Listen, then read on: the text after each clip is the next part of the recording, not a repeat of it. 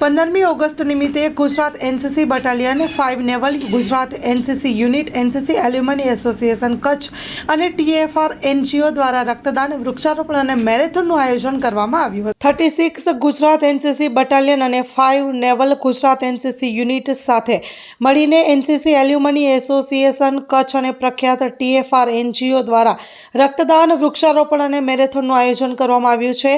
મેરેથોનનો પ્રારંભ સવારે 7 વાગ્યાથી 36 Gujarat NCC battalion 5 naval NCC સુધી થશે।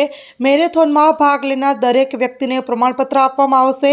એનસીસીના બંને વિભાગમાં પ્રથમ, બીજા અને ત્રીજા સ્થાન પર આવનાર વિજેતાઓને અનુક્રમે ₹3000, ₹2000 અને ₹1000નું ઇનામ આપવામાં આવશે। એનસીસીના ટોચના 3 એલ્યુમની વિજેતાઓને ટી-શર્ટ એનાયત કરવામાં આવશે।